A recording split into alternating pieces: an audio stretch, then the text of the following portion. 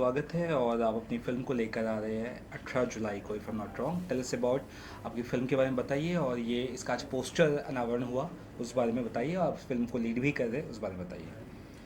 नमस्कार, मैं हूँ राजा गुरु। ये फिल्म एक हम कह सकते हैं कि ये इंडियन फिल्म है। प्रॉपर इसमें जो भारतीय सिनेमा में होना चाहिए वो सारी झलक इसमें है। इसमें एक परिवार के लिए एक लड़के का अपना समर्पण भाव है। अपनी बहन और अपनी माँ के लिए वो दुनिया से टकरा सकता है। धर्म भी है इसमें, भगवान का भी जिक्र है कि आप इंसान के करने से कुछ नहीं होता है। आप लाख कुछ कर लो लेकिन कुछ नहीं होने वाला, होगा वही जो राम रचि राखा। तो उस पर पूरी ये फिल्म बेस्ड है। एक फैमिली ड्रामा है और बहुत ही अच्छे जितने भी अभिनेता इसमें थे सब लोगों ने बहुत ही बढ़िया काम किया है। हमारे सर हैं अमरनाथ शर्मा, इनको डैडी के नाम से सब लोग जानते हैं। ये फिल्म के प्रोड्यूसर हैं। इनका सपना हुआ करता था कि एक फिल्म प्रोड्यूस करनी, एक फिल्म बनाना है। अभी 84 ईयर्स सर ने कंप्लीट किए हैं। इस वक्त 85 ईयर्स में सर चल रहे हैं, लेकिन सर की जोश और सर की एनर्जी देखकर ऐसा लगता नहीं है। सर बहुत ही यंग दिखते हैं, क्यों सर? तो सर का एक सपना था। अच्छा, सर से जिक्र हुई जब इस फिल्म के बारे में बातचीत हम लोग कर रहे थे, तो सर ने कहा कि मैं एक फिल्म बनाना चाहता हूँ। मैं देख रहा हूँ कि आजकल बॉलीवुड जो है ना बड़े नीचे डाउन स्तर पे जा रहा है। तो बोले कि मैंने 1960 के दशक से सिनेमा को देखा है, जुड़ा रहा हूँ किसी ना किसी रूप में। बोले मैं चाहता हूँ कि एक फिल्म बनाऊँ जो हमारे भारत के कल्चर को, भारत की संस्कृति को, भारत की सभ्यता को रिप्रेजेंट करे। और उस बिहाफ से पूरी स्टोरी का ये ताना बाना बना गया है। बहुत ही इमोशनल फिल्म है और मैं तो आई एम डैम श्योर कि ये दर्शकों को जरूर पसंद आएगी। सर आप बताइए फिल्म के बारे में। मेरा एक बचपन से, मैं तो पहले फिल्म इंडस्ट्री से ही जुटा था। सन 57 से लेकर 60-64 तक मैं स्टूडियो में था। कभी मैं डिजाइनिंग करता था, कभी सेटिंग करता था और ज़िंदगी बिता दिया। और छोटे छोटे रोल भी करते थे, देवानंद के साथ, दिलीप कुमार के साथ। वो बेकार का वन शॉट था। और आते आते फिर मैं एल्बम शुरू किया। फिर एल्बम के साथ फिर नाटकों में तो शुरू से ही हम जुटे थे। डायरेक्शन करते थे, सेटिंग करते थे। हालांकि डायरेक्शन करना बहुत कठिन काम है, क्योंकि यूनिट को इकट्ठा करो, उनको बुलाओ, उनको रोल दो। और अब जो है टेक्निक बहुत बदल गई। पहले रील पर होता था तो रील खराब होती थी तो कट ज़्यादा नहीं होना चाहिए, तुरंत एक साथ होना चाहिए। अब तो लोग बदल देते हैं। मैंने किया, करते करते फिर एक आया कि यार, मैं देखा कि यार प्रोड्यूसर की बड़ी इज्जत है। छाता लेके लोग खड़े हमके पीछे, अब कुछ नहीं करता वो। तो हमने कहा चलो एक फिल्म बनाते हैं। तो हमको शौक हुआ तो हमने ये शुरू किया।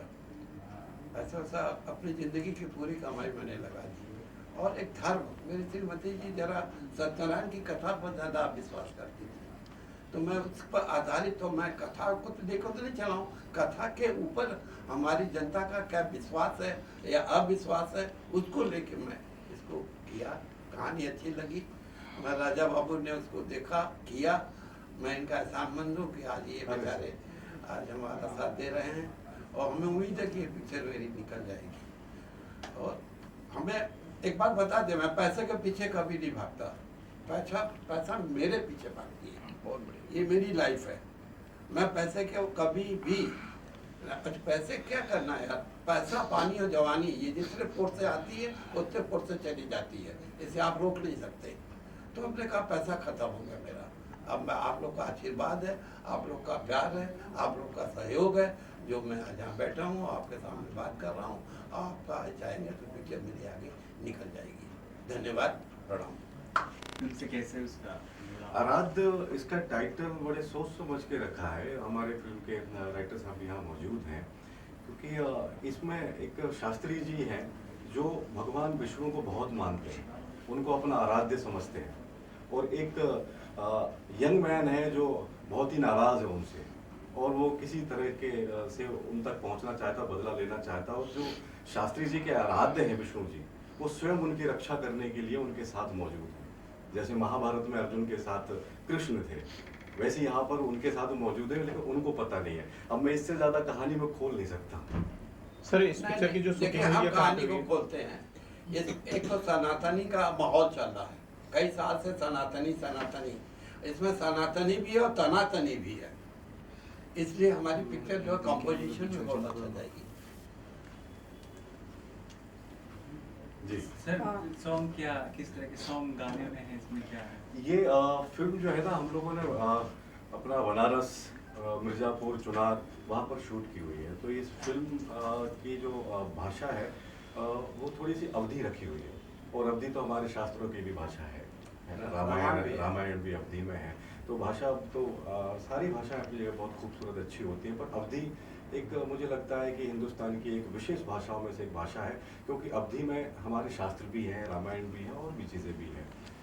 तो अभी दर्शक बहुत होशियार हो चुके हैं, समझदार हो चुके हैं। उन्हें कंटेंट चाहिए, उन्हें कोई फर्क नहीं पड़ता कि फिल्म का बजट क्या है, क्या किया है, कैसे किया है। बस कंटेंट अच्छा हो, इमोशंस जो हम दिखाना चाहते हैं वो दर्शक तक पहुँचे। और ये फिल्म बहुत ही दिल से बनाई गई है। और एक बात तो फैक्ट है कि जब चीज़ दिल से निकलती है तो फिर वो औरों के दिलों तक पहुँचती है। सर दिल से किसी फिल्म में संगीत का बड़ा महत्व होता है, गीत जरूरी, जी। सॉन्ग जरूरी। सॉन्ग के बारे में क्या कहना चाहेंगे? इसके सॉन्ग्स भी बहुत अच्छे हैं। इसमें एक सैड सॉन्ग भी है, इसमें एक ऐसा भी सॉन्ग है जो हमारे धर्म को, अध्यात्म को, सनातन को प्रेजेंट करता है। और एक माँ बेटी के रिश्ते के ऊपर ही बहुत प्यारा खूबसूरत सा गाना है। मतलब वो आप गाना देखते हैं तो इमोशन में आ जाते हैं। तो बहुत ही खूबसूरत गाने भी इसके, कहानी के अकॉर्डिंग इसके गाने लिखे गए हैं। कोई भी अननेसेसरी इसमें गाना नहीं डाला। इसमें जितने भी गीत हैं वो कहीं ना कहीं कहानी को आगे ही बढ़ाते हैं। कहानी को देखते हुए गीत कभी लिखे गए। कभी रिलीज हो रही है? अभी 18 जुलाई नेक्स्ट मंथ प्लान कर रहे हैं रिलीज करने का। 18 जुलाई को हम रिलीज कर रहे हैं। आपके पोस्टर में लुक जो दिख रहा है क्रोधित, क्या मतलब मामला है इसका? मामला है कि वो किसी वजह से वो नाराज हो गया लोगों से, और अपनी उसकी फैमिली में उसकी बहन है, उसकी माँ है, जो उसकी दुनिया है। और जब उसकी बहन को ठेस लगती है और माँ को ठेस लगती है, उसे लगता है कि उसकी दुनिया पूरी की पूरी बिखर चुकी है। तो अपनी दुनिया को बचाए रखने के लिए वो सबसे नाराज़ है, और पूरी दुनिया से लड़कर वो किसी भी हाल में अपने फैमिली को, अपनी दुनिया को बनाए रखना चाहता है। वो चाहता है कि हमेशा माँ का हाथ सर पर रहे, हमेशा मेरी बहन जो है हमारी कलाई पर राखी बांधे। और वो सिर्फ इसी इमोशन के लिए वो पूरी दुनिया से लड़ जाता है। इसलिए वो उसका रूप ऐसा है। ना वो बाल बनाता है, बनाने का टाइम है, ना कुछ टाइम है, तो उसकी बियर्ड बढ़ती जाती है, उसके गेटअप ऐसा होता जाता है, वो अपनी चीज़ों में रहता है। इसलिए गेटअप ऐसा दिया गया। सर इस फिल्म के पूरा होने के बाद पाइपलाइन में क्या? पाइपलाइन में हमारी नेक्स्ट फिल्म जो है ना, पोस्ट चल रहा है, उसका नाम है दरकार। और एक वेब सीरीज़ भी आने वाली है एनिमल शाइन इंडिया के साथ, AK-47। और एक हिंदी फिल्म शायद जुलाई में ही रिलीज़ होने वाली है, अभी उसकी डेट अनाउंस नहीं की। उसका नाम है कलिका। वो मेंटल अब्यूज़ के ऊपर आधारित है। फिल्म के साथी कलाकारों के बारे में कुछ अगर बता सके आप? इसमें आप देख रहे हो पंकज भाई जी हैं और ज्ञान प्रकाश जी हैं। ज्ञान प्रकाश जी इस वक्त दिल्ली में शूट कर रहे हैं तो यहाँ मौजूद नहीं है, और पंकज जी भी कंटिन्यू शूट पर बिजी हैं तो वो आ नहीं पाए। और दोनों ही जितने अच्छे अभिनेता हैं उतने ही बेहतर इंसान भी हैं। इंसान भी। और अच्छी बात क्या थी कि हम एक फैमिली की तरह काम कर रहे थे। इतना कोऑर्डिनेशन आपस में था हम लोगों का कि कब हमारे 1 महीना निकल गया पता ही नहीं चला। तो सभी एक्टर बहुत अच्छे हैं। शूटिंग के बारे में अगर बात कीजिए, कहाँ शूट हुआ? अगर मैंने शायद हाँ, पूछा मैंने कि बताया था। बताया था। अच्छा। सर फीमेल लीड कौन है आपके हाँ, अपोजिट पे? फीमेल जो लीड किया उनका नाम है रूपाली जाधव। वो मुंबई से ही बिलोंग करती हैं। इस वक्त यहाँ मौजूद नहीं है, वो साउथ की में शूटिंग तमिल फिल्म की शूट कर रहे हैं, तो वो आ नहीं पाए यहाँ पर। Thank you. हमारी फिल्म का एक बहुत ही अच्छा डायलॉग है, वो सुना देता हूँ। हमारी बहन पर लांछन लगाए ना तो जिंदा गाड़ देंगे, बताए रहे। के बाद नमस्कार, मैं सह निर्माता हूँ। मैं निर्माता का पुत्र हूँ, जी तो जुड़ा हूँ। हम लोगों ने जो प्लानिंग की, वो प्लानिंग जब की तो हम लोगों ने बहुत लंबा लोगों को ऑडिशन दिया, लगभग 3000 के करीब लोगों का लिया। उसमें हमारा जो था कि ऐसा लड़का हो जो कि हीरो फेस भी हो और उसकी दाढ़ी हो और वो रियल गांव वाला फेस भी आ जाए, ये भी हमें लोग चाहिए था। तो फिर राजा गुरु आए और जब नाम आया तो मुझे लगा कि कौन है, साउथ के हैं क्या, कैसे होंगे। लेकिन जब मुलाकात हुई तो लगा कि हाँ कर लेंगे। फिर उसके बाद हम लोगों ने इनका देखा, पूरा प्रोफाइल बहुत अच्छा लगा और वाकई जो इन्होंने काम किया वो तारीफ के काबिल है। अभी हमने जो स्क्रीनिंग की मैंने देखा, मुझे बहुत हैरानी हुई कि इतना अच्छा काम निकल के आया है। और कहीं भी राजा गुरु का तो कहीं लूज नहीं किया, न जो एक्ट्रेस हैं उनका लूज हुआ है, कहीं किसी एक्टर ने एक्टिंग में कहीं लूज नहीं किया। बहुत ही अच्छा निकल के चीज आई। और मैं चाहूँगा कि हमारे जो जनता है वो इसको देखे, क्योंकि ये जो थीम है, ये हमारे फिल्म की जो पूरी स्टोरी है, जो थीम है, वो बिल्कुल अलग है। आप अगर कोई फिल्म देखते हैं तो आजकल की फिल्म देखने का होता ये है कि जो बच्चे भी होते हैं वो भी बता देते हैं कि आगे क्या होगा, क्योंकि सब फिल्में एक तरह की बन रही हैं लगातार। पिछले 10 सालों से एक ही तरह की फिल्में बन रही हैं। ये फिल्म अलग सी है, जब आप देखेंगे तो आप खुद नहीं समझ पाएंगे कि आगे क्या होगा। ये इस फिल्म की बहुत अच्छी खासियत है। बड़ी बात है। अंतिम में आके तो ऐसा हुआ है कि मुझे खुद हैरानी हुई, क्योंकि मैं स्टोरी पूरा नहीं पढ़ा था, क्योंकि स्टोरी हमारे लेखक जो हैं वो देख रहे थे। अंतिम में तो सरप्राइजिंग, मतलब वो जो सोच भी नहीं सकते थे वो निकल के अंतिम में आया। वो जो नाविक ने जो काम किया, तो बहुत ही अच्छा है। इसको आप देखिए, आपको बहुत मैं उसकी गारंटी लेता हूँ कि मेरे दर्शक जो हैं वो उठ नहीं पाएंगे। बाथरूम के लिए भी गौर कीजिएगा, इतनी अच्छी फिल्म बनी है। Thank you sir. कैसे जी, मेरा नाम संजय कुमार श्रीवास्तव है और ये जिस फिल्म के राजा गुरु हीरो हैं उसका नाम आराध्य है। संजोग ये है कि कोविड के समय हम लोग इस कहानी पे एकजुट हुए थे। अच्छा। और 2020 से और आज 2025 का समय आ गया पूरा, और 18 जुलाई को मेरी फिल्म रिलीज हो रही है। तो इसकी कहानी बहुत अच्छी है। हम लोगों ने कहानी में बहुत मंथन किया है, और मतलब कहा गया है ना, हम दूसरे को ज्ञान देते हैं और खुद सत्य मार्ग पे नहीं जाते हैं। तो हम चाहेंगे दर्शक लोगों से कि आप लोग आए इस फिल्म को देखें। बिल्कुल। अच्छा, इसमें कुछ आपने गाने उन्ने भी डाले हैं, कुछ हाँ, एंटरटेनमेंट भी है, खाली धार्मिक है? नहीं, धार्मिक और एंटरटेनमेंट दोनों चीज है, इमोशन है, एक्शन भी है। तो ये सस्पेंस है, थ्रिलर है या टोटल इमोशनल? नहीं, अब उसमें थ्रिलर है और इमोशन भी है, इसमें एक्शन भी है।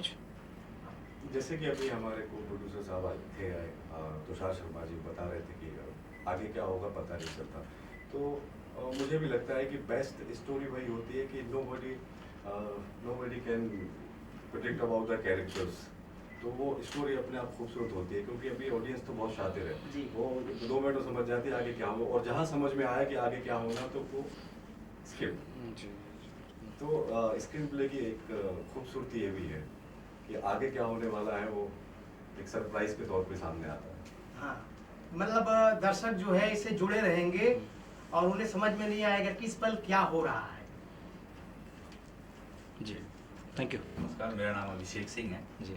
और मैंने इस फिल्म को एडिट किया है। हाँ हाँ। तो जिस तरह का ये कॉन्सेप्ट है फिल्म का, वो एक्चुअल में आजकल का जो सिनेमा का दौर चल रहा है ना, वो कहीं ना कहीं बहुत तेजी के साथ भाग रहा है।